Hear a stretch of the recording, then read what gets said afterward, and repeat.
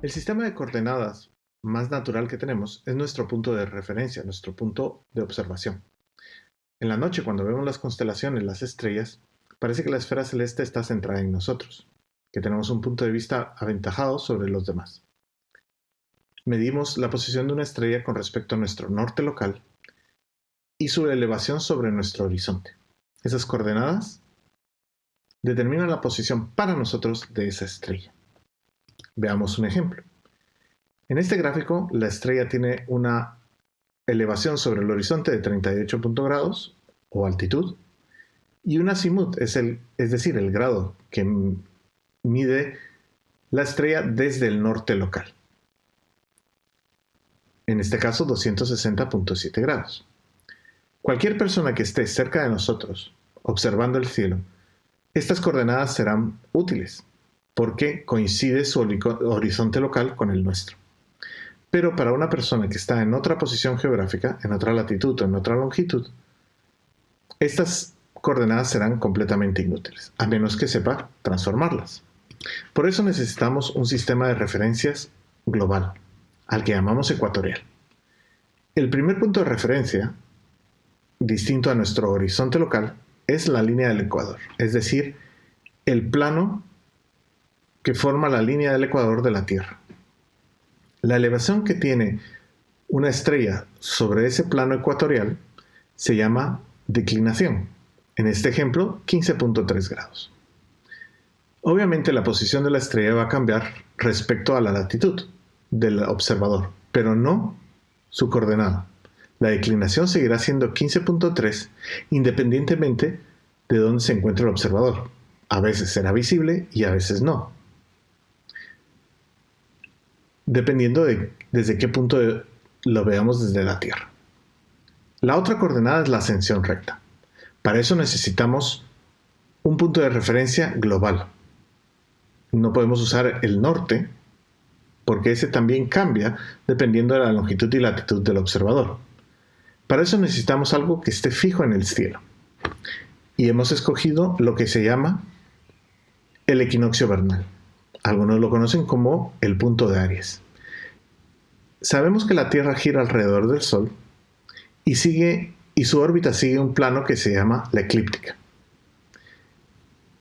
Cuando esta eclíptica, este plano, se cruza con el plano ecuatorial de la Tierra, recordemos que la Tierra está inclinada unos 27 grados con respecto a esta eclíptica, ese punto de intersección lo llamamos el punto de Aries.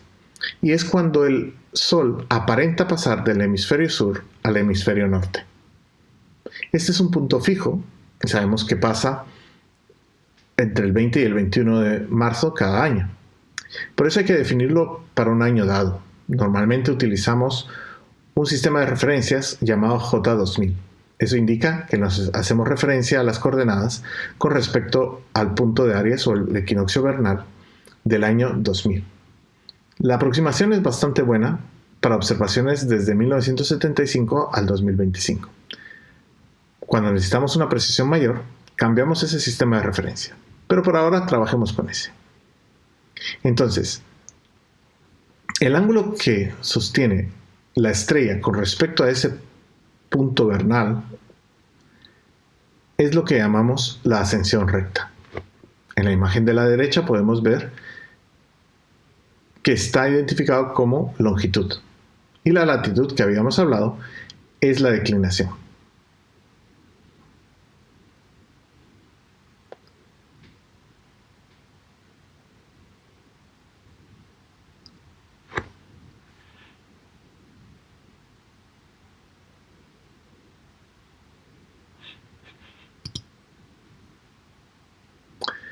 Comparemos las dos.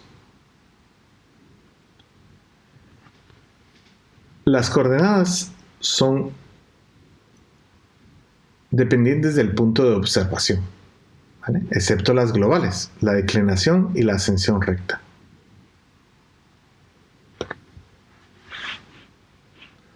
Nuestro horizonte local determina la elevación y el azimut de un objeto en el cielo. Por tanto, se pueden transformar, ya que es el mismo objeto, las coordenadas ecuatoriales, es decir, declinación y ascensión recta, a las coordenadas locales, que son las útiles para nosotros si queremos observar algo en el cielo. La declinación y la ascensión recta son una referencia global, pero si yo quiero apuntar mi telescopio, mi antena o simplemente mi vista, necesito unas coordenadas locales. Por eso es importante el poder cambiar o convertir unas coordenadas en otras. He de añadir que el punto de referencia de las coordenadas ecuatoriales es el centro de la Tierra. ¿Vale? Eso será importante cuando hablemos de satélites, ya que las estrellas están tan lejos que podemos asumir que todas están proyectadas sobre una esfera y solo nos interesa por el momento sus coordenadas angulares, declinación y ascensión recta. Pero un satélite puede estar muy cerca. Por ejemplo, la Estación Internacional está a solo 400 kilómetros sobre la superficie de la Tierra. Entonces es importante poner una distancia, y esa distancia la mediremos desde el centro de la Tierra. Vamos a hacer una aproximación del radio terrestre. Sabemos que la Tierra no es una esfera, está un poco achatada por los polos, pero tomaremos como radio estándar la distancia en el ecuador, es decir, 6.378 kilómetros. Así que nuestra Estación Internacional realmente está a 6.778 kilómetros desde el centro de la Tierra.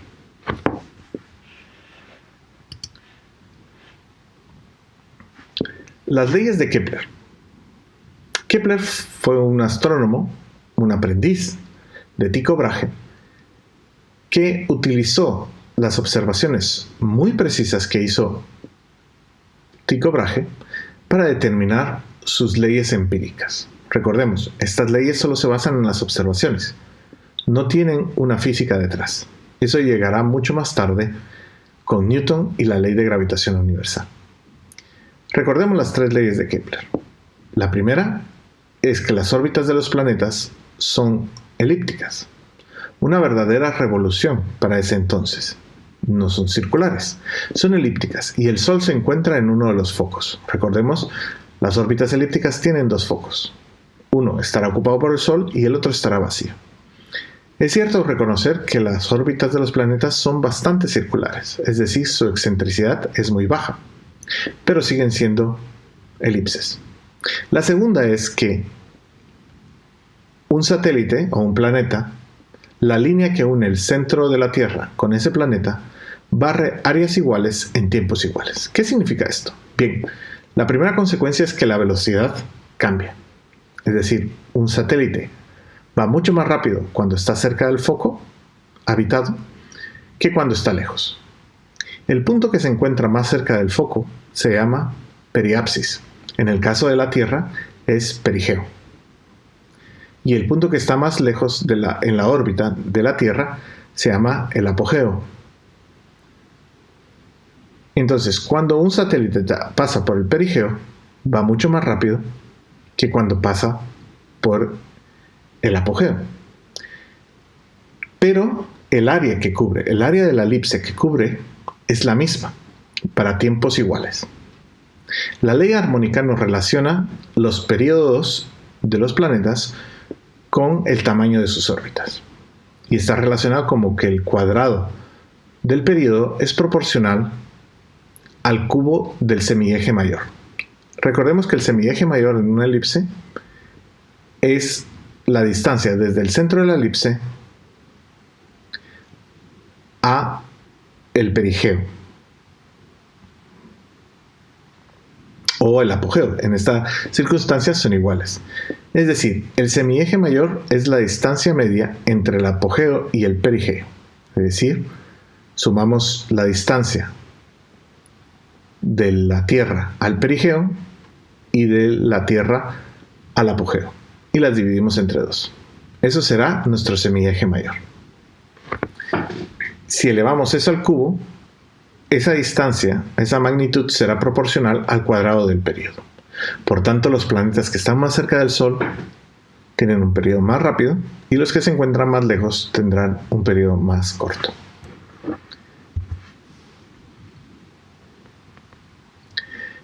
Estas leyes, como mencioné antes, fueron desarrolladas por Johannes Kepler a partir del trabajo de Tycho Brahe. Tycho Brahe era un excelente observador y realizó unas tablas muy precisas de las posiciones relativas de los planetas conocidos en esa época con respecto a la Tierra durante muchos años. Estas tablas le sirvieron a Kepler para formular sus famosas 3 leyes. Aquí vemos una representación gráfica de lo que os había comentado antes. A es la distancia conocida como el semieje mayor y B la distancia conocida como el semieje menor. El foco habitado lo vamos a llamar F y aquí introducimos varios parámetros. Primero, R, la distancia del foco a la posición del satélite sobre la elipse. La medimos desde el foco habitado, es decir, el foco ocupado por la Tierra, hasta la posición en que se encuentra el satélite. Recordemos, desde el centro de la Tierra. Y este ángulo lo medimos desde el perigeo, es decir, θ, el ángulo hacia el vector R de la posición, en el perigeo es 0, en el apogeo es 180. ¿Vale? Le llamaremos anomalía verdadera.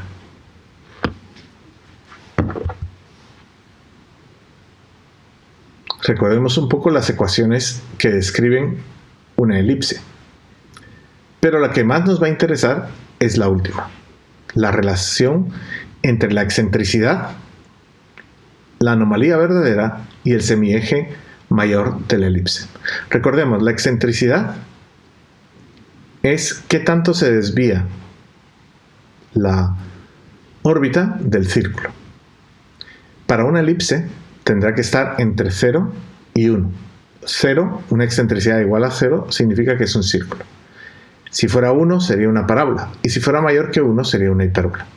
Por tanto, la elipse, es decir, una órbita cerrada, se da cuando E es mayor que 0 y menor que 1. Si lo vemos en la gráfica, la distancia entre el centro de la elipse y el foco, cualquiera de los dos, será el producto del semieje mayor y la excentricidad. También podemos determinar la excentricidad como la diferencia entre el apogeo y el perigeo dividido la suma del apogeo y el perigeo. ¿Vale? La segunda ley la podemos interpretar mejor entre el área que recorre nuestro satélite en un tiempo 1 es igual al área que recorre nuestro satélite dividido el tiempo 2. Así, a tiempos iguales, áreas iguales. Esto, como dijimos, tiene la primera implicación de que la velocidad de nuestro satélite en su órbita cambia según la posición que tenga. Muy rápida en el perigeo, más lenta en el apogeo.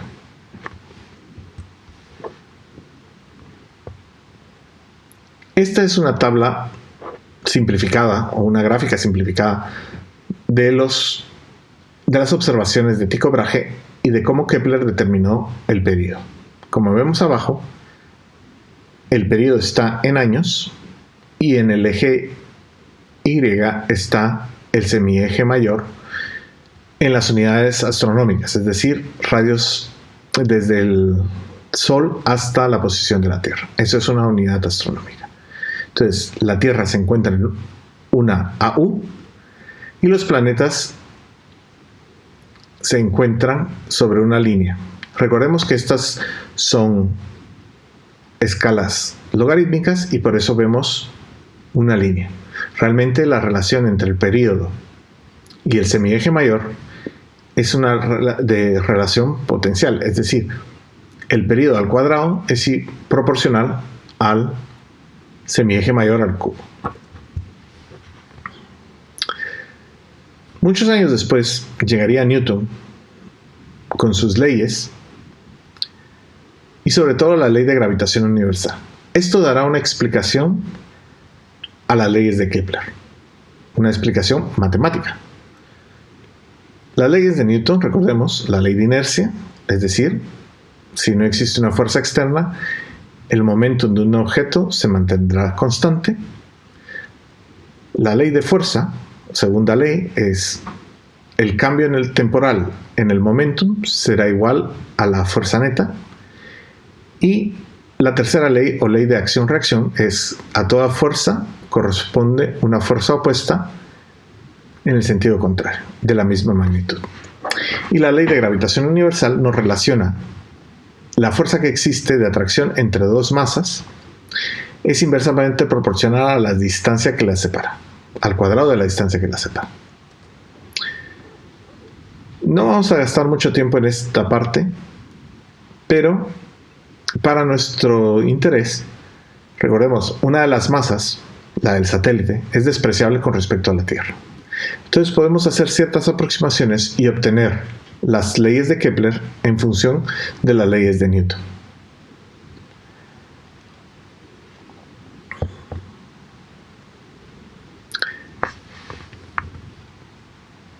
Para explicar lo que es una órbita, necesitamos determinar los parámetros que la constituyen, es decir, qué leyes rigen el movimiento de un satélite en su órbita. Para determinar la posición de un cuerpo en 3 dimensiones, necesitamos 6 coordenadas. Estas 6 coordenadas, o 6 parámetros, nos determinan la posición del satélite con respecto a un punto de referencia, en nuestro caso la Tierra. Primero veremos que un satélite sobre su órbita, como hemos visto con Kepler, solo hablábamos de que se movía sobre un plano, que era una elipse, cuyo foco estaba ocupado por la Tierra, y que el satélite se mantenía girando alrededor de ella sobre un plano. Ese es el plano de la órbita. Hablamos de la excentricidad de la órbita y de su semieje mayor, es decir, su forma y su tamaño. Pero ahora necesitamos ponerla en respecto a la Tierra, ¿vale? Para eso necesitaremos 3 parámetros más: la ascensión recta del nodo ascendente, la inclinación de la órbita con respecto al plano ecuatorial y el argumento del perigeo. Recordemos a la anomalía verdadera, el ángulo que sostenía el radio de la posición del satélite con respecto al perigeo. Entonces tenemos 3 que nos determinan la posición del satélite sobre un plano orbital, excentricidad, semieje mayor y anomalía verdadera, y 3 ángulos que nos relacionan el plano orbital con la Tierra, la ascensión recta del nodo ascendente, la inclinación y el argumento del perigeo. Ahora veremos qué significa cada uno de estos. En esta imagen vemos que nuestra órbita sigue siendo un plano, pero ahora con respecto al plano ecuatorial, que es el que vemos sombreado, es un plano que lo cruza. Entonces, durante cierto tiempo, el satélite está por debajo del plano ecuatorial, es decir, en el hemisferio sur de la Tierra, y por otra está por el hemisferio norte. Al igual que el Sol pasa del hemisferio sur al hemisferio norte, aparentemente, en el equinoccio vernal, ¿recordáis de esa definición? El satélite, cuando pasa del hemisferio sur al hemisferio norte, lo llamaremos el nodo ascendente. Y obviamente, cuando pasa del hemisferio norte al hemisferio sur, lo llamaremos nodo descendente. Estos 2 puntos están unidos por una línea que pasa por el centro de la Tierra, la línea de nodos. Pero ahora nos va a interesar el nodo ascendente. Recordemos la definición de ascensión recta. Es el ángulo que se forma con respecto al equinoccio vernal. Por tanto, la ascensión recta del nodo ascendente es la posición de este punto, donde el satélite pasa del hemisferio sur al norte, con respecto a ese equinoccio vernal. Eso ya pone nuestro satélite en referencia a la Tierra. El apogeo y el perigeo ya los hemos hablado. Apogeo es el punto en la órbita del satélite más alejado de la Tierra, y el perigeo es el punto más cercano a la Tierra en la órbita del satélite. Recordemos algunas definiciones que nos serán útiles. Para la excentricidad y para el semieje mayor. Volvamos a la ascensión recta del nodo ascendente, a veces llamada RAN o identificada con la letra griega omega mayúscula. Como decíamos, el equinoccio vernal lo vamos a identificar con el símbolo de Aries, ¿vale? Lo que parece ser una Y en esta gráfica. Realmente es el símbolo de Aries. Y el ángulo que separa esa línea que va del centro de la Tierra al equinoccio vernal con respecto a la línea que va desde el centro de la Tierra al nodo ascendente. Eso será nuestra ascensión recta. Es decir, si el satélite subiera del hemisferio sur al hemisferio norte justo en el equinoccio vernal, su ascensión recta sería 0. También tenemos que ver que cuando nuestro satélite viaja por una órbita ecuatorial, el nodo ascendente no existe, no tiene sentido, no está definido, porque está siempre sobre el equinoccio vernal. Sobre el plano ecuatorial. Por tanto, tenemos que tener en cuenta que la órbita debe estar inclinada para que este punto esté definido. Además debe ser elíptica. Veámoslos desde el polo norte. El equinoccio vernal, recuerden, es un punto que está fijo en el cielo. Y el nodo ascendente es el punto donde el satélite pasa del hemisferio sur al hemisferio norte. Aquí tenemos alfa, está definido como el punto de inyección de la longitud del punto de inyección del satélite, pero a eso entraremos un poco más tarde. Ahora lo que nos interesa es el ángulo entre el equinoccio vernal y el nodo ascendente. Ese será nuestra ascensión recta del nodo ascendente o omega mayúscula. Como mencioné antes, la inclinación de la órbita es con respecto al plano ecuatorial. Nuestro satélite viaja por su órbita y esta órbita está inclinada con respecto al plano ecuatorial. En este caso la identificamos como la letra I que vemos aquí. Recordemos que un plano está definido por el vector perpendicular a este plano. En el plano ecuatorial ese vector es el polo norte. Es un vector que pasa por el centro de la Tierra y sube en dirección al polo norte terrestre. El plano orbital de nuestro satélite estará definido por un vector que es perpendicular a la posición y a la velocidad. De hecho, lo definimos como el momento angular específico y es definido como el producto cruz entre el vector posición y el vector velocidad. Esa es la interpretación geométrica del producto cruz. El vector perpendicular tanto a la velocidad como a la posición será perpendicular al plano de la órbita y por tanto lo definirá. Así que el ángulo de inclinación es el ángulo que existe entre el vector del momento angular específico y el polo norte.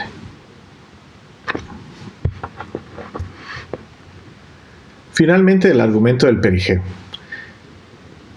Este se mide desde la línea de nodos, empezando desde el nodo ascendente, y es el ángulo que tarda el satélite en viajar hasta el perigeo, una vez ha cruzado el nodo ascendente. Más o menos lo podemos identificar como el tiempo que tardaría, una vez cruzado el ecuador, en llegar al perigeo de la órbita. Así, ya tenemos los 6 parámetros de nuestro satélite. Recordemos, la anomalía verdadera es el ángulo que sostiene el vector posición de nuestro satélite con respecto al perigeo.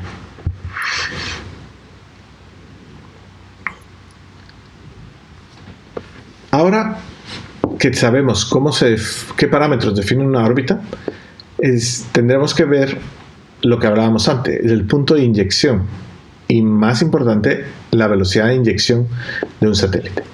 Para poner un satélite en órbita necesitamos una velocidad mínima. Esta velocidad la llamaremos la primera velocidad cósmica. Y el satélite, si alcanza esta velocidad cósmica, entrará en una órbita circular. Si es un poco mayor, será una órbita elíptica, hasta cierto límite. Por supuesto, ese límite será la segunda velocidad cósmica. Pero detengámonos un poco aquí. Esta letra griega mu representa el parámetro gravitacional. Como en nuestro caso tenemos a la Tierra como el centro de nuestras órbitas, es decir, es el cuerpo celeste que ocupa el foco de las órbitas elípticas, el parámetro gravitacional es la constante de gravedad universal, de gravitación universal, por la masa de la Tierra. ¿Y por qué usamos el parámetro gravitacional y no estas dos cantidades, la constante de gravitación universal y la masa de la Tierra? Bueno, medir el parámetro gravitacional experimentalmente tiene una precisión mucho más alta que medir a cualquiera de los dos elementos de forma independiente. Por tanto, utilizaremos este parámetro, mu. Son unos 398.600 kilómetros cuadrados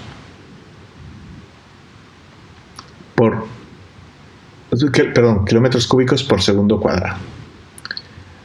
¿Vale? Entonces, si tomamos ese valor y la órbita que necesitamos mínima para formar una órbita circular, la primera velocidad cósmica es de 7.9 kilómetros por segundo. Os dejo como ejercicio determinar cuál es ese radio para estar en la primera órbita posible circular alrededor de la Tierra. ¿Vale? Si la velocidad cósmica es 7.9 kilómetros por segundo y el parámetro gravitacional es 398.600 kilómetros cúbicos por segundo cuadrado. Como decía, hasta que nuestro satélite alcance esa velocidad, no entrará en órbita. Por debajo de esa velocidad, la trayectoria del satélite será balística, es decir, volverá a caer sobre la Tierra. Al igual que un satélite que está circulando alrededor de la Tierra va perdiendo velocidad, llega un momento en que su velocidad es inferior a la primera velocidad cósmica y también caerá a la Tierra, lo que llamamos la reentrada, a veces controlada y a veces incontrolada. La segunda velocidad cósmica nos determina el límite por el cual las órbitas son elípticas, es decir, si la velocidad del satélite está por encima de la primera velocidad cósmica y está por debajo de la segunda velocidad cósmica, la órbita será elíptica.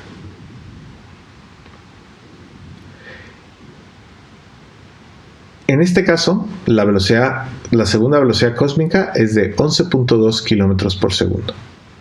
¿Vale? Y está dada por el 2 veces la razón entre el parámetro gravitacional y la distancia de la órbita. Por encima de esta velocidad, o al igual si nuestro satélite tiene esta velocidad, seguirá una parábola como trayectoria, escapará de la Tierra. Y si llega a alcanzar la tercera velocidad cósmica, alcanzará una trayectoria hiperbólica y escapará de la Tierra. Y esta es una trayectoria muy importante porque nos sirve para los viajes interplanetarios. Para que un satélite vaya desde la Tierra a Marte, por ejemplo, necesitamos que escape la Tierra en una trayectoria hiperbólica. Luego seguirá una órbita elíptica alrededor del Sol, es decir, con el Sol en su foco, y finalmente llegará al otro planeta, por ejemplo Marte, y será capturado por Marte o hará un vuelo alrededor de Marte, lo que llamamos un flyby. Solo se acercará a Marte para adquirir mayor velocidad. Ya sea que lo capture o que solo pase acelerándose, la órbita de aproximación de nuestro satélite será una hipérbola, que luego se puede convertir en una circular o, en el caso de que haga un flyby, siga en su trayectoria hiperbólica y cambie su velocidad acelerándose.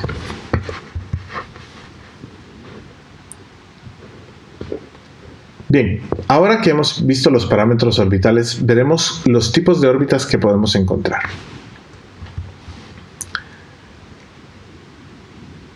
Por su orientación con respecto al plano orbital, tenemos las ecuatoriales, las polares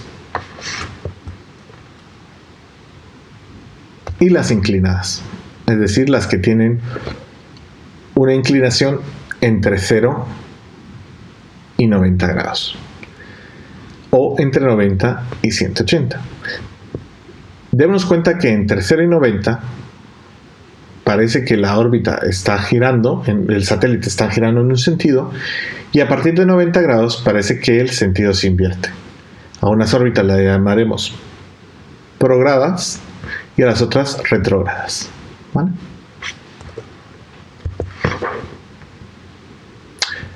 También podemos clasificar las órbitas por su excentricidad. Tenemos las circulares, las órbitas que son excéntricas, muy excéntricas, o las que llamamos Highly Eccentric Orbits, HEO, son órbitas que tienen su perigeo muy alejado de la Tierra, mientras que su perigeo está bastante cerca. Recordemos que aquí no estamos hablando de distancias, pero cuando estamos hablando de excentricidades, puede ser una excentricidad 0 y ser una órbita circular, o una excentricidad muy alta y entonces el apogeo necesariamente tendrá que estar muy lejos. Una órbita muy interesante es la conocida como Molniya, que es una órbita que tiene una excentricidad alta de 0.75 y una inclinación de 65 grados. Esta órbita es muy interesante porque cubre una necesidad muy importante para las comunicaciones. La mayoría de satélites de comunicaciones se encuentran en una órbita ecuatorial a unos 42.000 kilómetros del centro de la Tierra, es decir, unos 36.000 kilómetros con respecto a la superficie. Al ser ecuatoriales y desde ese punto tan lejos, solo pueden cubrir una latitud, un área de la Tierra que es equivalente al 70% de cada hemisferio, es decir, las capas polares no están cubiertas. Los países que están en el norte, como por ejemplo Rusia, que fue uno de los pioneros en la carrera espacial, definieron este tipo de órbitas para poder tener una cobertura de comunicaciones en las áreas cercanas a los polos. Esta órbita, además, tiene una característica muy especial. Los 65 grados de inclinación ayudan a evitar un desplazamiento del argumento del perigeo, es decir, mantienen el argumento del perigeo constante y eso permite que el satélite se mantenga respecto a la Tierra, el apogeo se mantenga fijo con respecto a la Tierra, lo que significa que el satélite estará en el apogeo siempre cuando pase por encima del hemisferio norte, cerca del polo, ¿vale? Entonces, como recordamos que el satélite viaja a menor velocidad en el apogeo, pasará la mayor parte de su órbita, el mayor tiempo de su órbita, en el apogeo, permitiendo una cobertura de comunicación bastante amplia. De hecho, con 3 satélites en una órbita así y con un desfase de 120 grados entre cada uno, se logra una cobertura de comunicaciones de 24 horas al día. Lo mismo que un satélite geosíncrono en una órbita ecuatorial. Ya veremos que esta distancia que mencioné antes de los 42.000 kilómetros se debe a que un satélite en esa órbita ecuatorial, a esa distancia, tiene el mismo periodo que el día siderio, un poco menor que el día civil, un poquito menos de 24 horas. Eso significa que aparentemente ese satélite siempre está por encima del mismo punto geográfico en la Tierra, es decir, gira sincrónicamente. Por tanto, un satélite en esa posición, por ejemplo, encima de Madrid o encima de Nueva York, o dándole cobertura a Guatemala, por ejemplo, que está más cerca del Ecuador, siempre aparecerá relativamente en la misma posición. Por lo tanto, puede servir para comunicaciones de forma continua. En el polo no ocurre esto, como dijimos, no tiene cobertura desde una órbita ecuatorial, por tanto se usa estas órbitas MOLDI. Otra forma de clasificar los tipos de órbita es por la distancia con respecto a su foco hacia la Tierra. Las LEO son las órbitas bajas, Low Earth Orbit. Pueden ser unos 190 a incluso hasta 2000 kilómetros se les da por llamar LEO.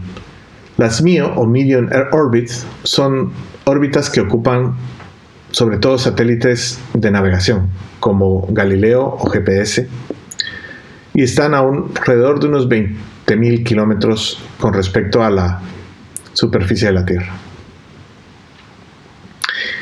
Y luego están las órbitas geoestacionarias, y estas son las órbitas que mencionamos antes, son ecuatoriales, es decir, están sobre el plano ecuatorial y están a una distancia más o menos de 36.000 kilómetros con respecto a la superficie de la Tierra, ¿vale? A unos 42.000 kilómetros con respecto al centro. Recuerden, aquí la inclinación no importa, pueden tener cualquier inclinación, incluso a la distancia geoestacionaria hay otras órbitas que tienen esa distancia pero distinta inclinación. Como dijimos, las geoestacionarias son muy importantes porque siempre aparentará que el satélite está sobre la misma posición en la Tierra, lo que permite tener un sistema de comunicación continuo. Ese satélite luego se puede usar como un repetidor para comunicarse con otro punto de la Tierra. Hay un tipo de órbitas especiales. Como mencionamos, la inclinación juega un papel importante en combatir, digámoslo así, o aprovechar las perturbaciones del entorno espacial. El hecho de que la Tierra no sea una esfera produce alteraciones en las órbitas, o más bien, produce alteraciones sobre la definición de órbita que tenemos, ¿vale? Nosotros nos basamos en Kepler, y Kepler no predice bien las órbitas porque la primera suposición es que la esfera está centrada, es que el centro es una esfera. En el caso de la Tierra no lo es. Y esa pequeña variación causa perturbaciones a nuestra órbita kepleriana. Las principales perturbaciones debido a este efecto son el cambio en la ascensión recta del nodo ascendente y en el argumento del perigeo. Como vimos, si ponemos la inclinación a 65 grados de nuestra órbita, eso prevendrá la perturbación. Son unas ecuaciones no muy complejas, pero sí un estudio basado en observaciones de asteroides hace mucho tiempo por Gauss, que determinaron esas ecuaciones de variación. Una aproximación de ellas, o la que se llama de promedio, nos da una ecuación que nos relaciona la variación temporal de uno de estos parámetros, por ejemplo, el argumento del perigeo, con respecto a los parámetros orbitales. Y el más importante, el que tiene mayor efecto, es la inclinación. Entonces, a 65 grados, el argumento del perigeo no variará. También, si ponemos la inclinación de tal forma que no varíe la ascensión recta del nodo ascendente, en este caso, ese ángulo, aunque depende de la distancia de la órbita, del radio de la órbita, estaremos hablando que está por encima de los 90 grados, 93, 94, 95, hasta 98 grados, dependiendo del radio a la que se encuentre. Entonces son órbitas casi polares. Y a este tipo de órbitas se les llama órbitas síncronos con el Sol, o Solar Synchronous Orbits, SSO, o órbitas heliosíncronas. Entonces, ¿qué significa esto? Que cuando el satélite pase del hemisferio sur al hemisferio norte, siempre lo hará en el mismo tiempo solar, lo que ayuda a mantener las mismas condiciones de iluminación. Esta órbita, por tanto, es importante para observación de la Tierra. Cuando queremos que nuestra cámara tome imágenes sucesivas del mismo punto sobre la Tierra, pero con las mismas condiciones o aproximadamente las mismas condiciones de iluminación. Así cubriremos, junto con el movimiento de rotación de la Tierra sobre su eje y el satélite girando de norte a sur, inclinado unos 90 y tantos grados, lograremos observar siempre el mismo punto con la misma hora solar. Recordemos, hora solar no quiere decir nuestra hora civil, pero las condiciones de iluminación no variarán excepto por las condiciones a lo largo del año de las estaciones. Bien, esas órbitas finalmente las hemos puesto en el espacio. Los parámetros que tenemos son el semieje mayor, la excentricidad, la anomalía verdadera, la inclinación, la ascensión recta del nodo ascendente y el argumento del perigeo. Esos 6 parámetros definen nuestra órbita y la ponen en perspectiva con respecto a la Tierra. Esto nos permitirá que a partir de estos parámetros podamos determinar el tiempo en que un satélite pasa por encima de nuestra posición sobre la Tierra. Es decir, convertimos estos parámetros orbitales en coordenadas globales, recuerden, declinación y ascensión recta, y además esas las transformamos a nuestro horizonte local, el azimut y la elevación. Y de esa forma podremos localizar un satélite. Bien, por suerte no tenemos que hacer eso a mano. Podemos utilizar algunos programas. Aquí menciono algunos. GPredict es un satélite que determina, a partir de nuestra posición, la posición relativa de los satélites. Es decir, cada satélite registra sus parámetros orbitales en una base de datos. Además, registra los parámetros para poder predecir su órbita. GPredict utiliza esos valores y la posición de nuestro observador. Por ejemplo, aquí tenemos nuestra estación terrena en el Centro Europeo de Astronomía Espacial de la Agencia Espacial Europea, cerca de Madrid, y varios satélites NOAA. ¿Qué pasa? Cuando el satélite tiene este círculo, es decir, un satélite tiene cierta cobertura sobre la superficie terrestre, es su huella. Cuando esa huella incluye nuestra estación terrena, nosotros podemos tener contacto con el satélite. Los demás NOAAs, como veis, no están en nuestra zona de cobertura. Por tanto, no podemos comunicarnos con ellos. Pero se moverán y llegarán a nosotros. Aquí abajo podemos ver la predicción de los pasos de nuestros satélites. El paso es cuando un satélite pasa por encima de nuestro campo de visión. Y en ese punto podríamos adquirir la señal, Acquisition of Signal, AOS, y cuando pasa de nuestro campo de visión, ocurre el Loss of Signal, LOS. Aquí vemos los parámetros orbitales, ya transformados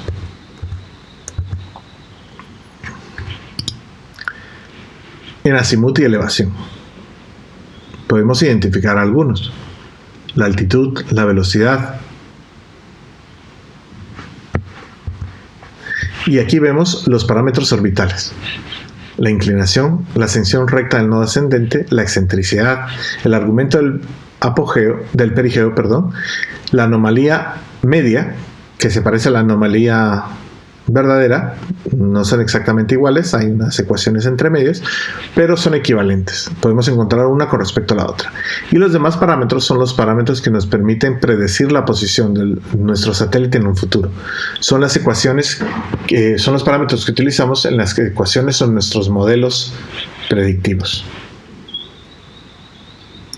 Para visualizar la órbita hay muchos programas, incluso vosotros podéis fabricar los vuestros.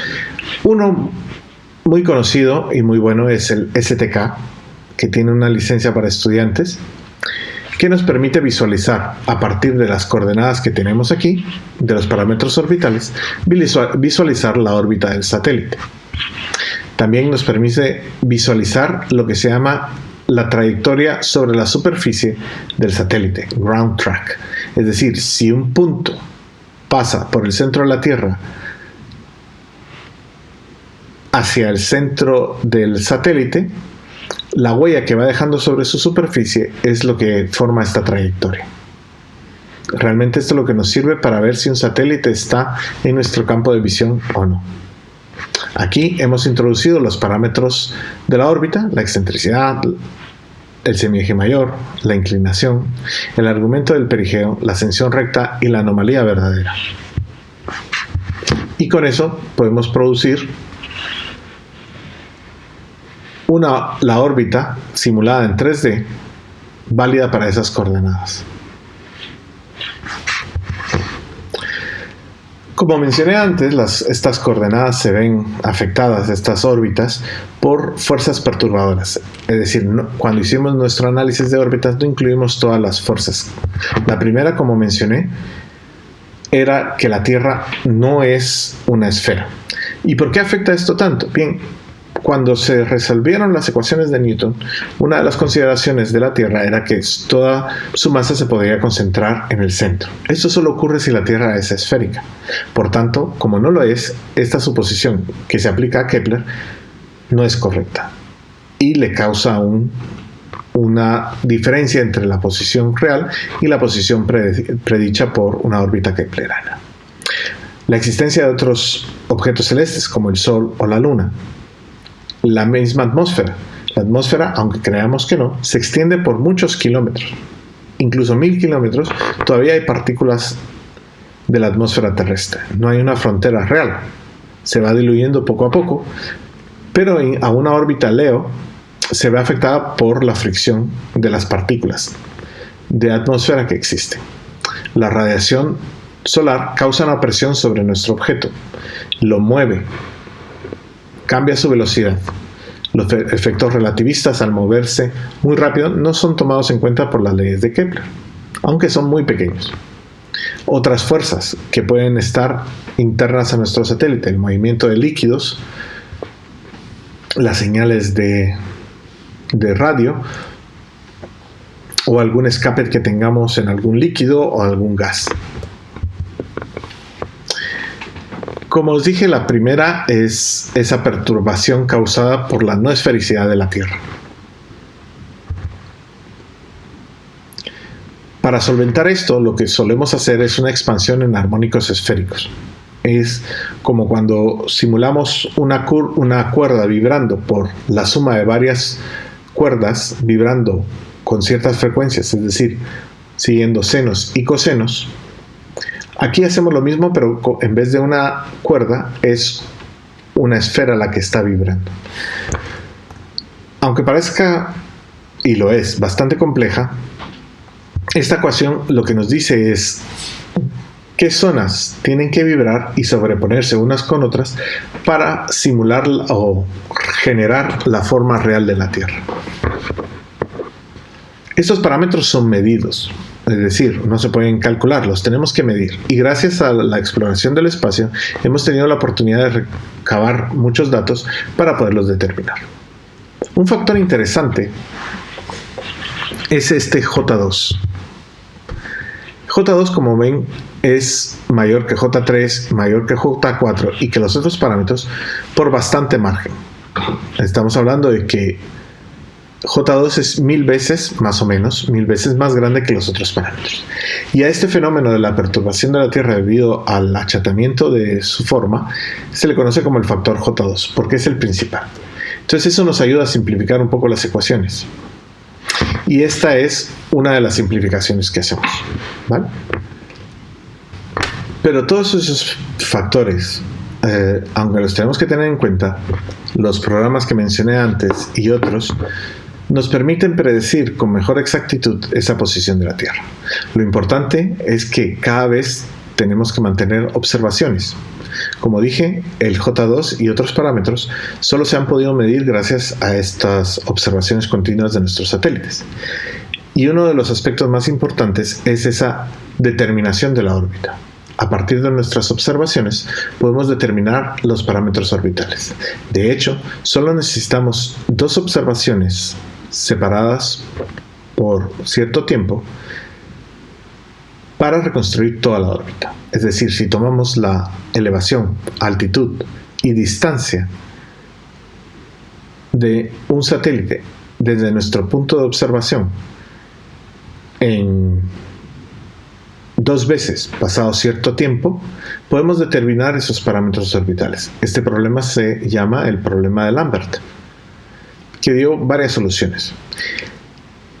Aunque es un poco complicado, resulta muy importante determinar estas órbitas para poder reconstruirlas y mejorar nuestros modelos y no permitir que los satélites se nos escapen, por decirlo así. Entonces, nuestra determinación de las órbitas y el seguimiento de nuestros satélites nos permite mejorar los modelos, mejorar los parámetros como J2 y así predecir mejor la posición de nuestro satélite. Mientras tanto, utilicemos STK o cualquier otro programa de predicción o GPredict, y hay otros programas en el mercado que nos permiten determinar cuándo va a pasar un satélite por encima de nuestra estación terrena.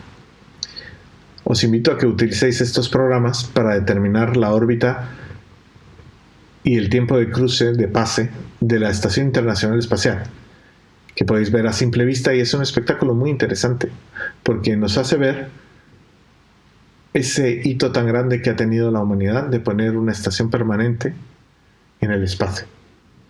Aunque esté en nuestra vecindad de 400 kilómetros, es algo impresionante ver que un objeto hecho por el hombre surca los cielos a esa altitud como una estrella más. Gracias.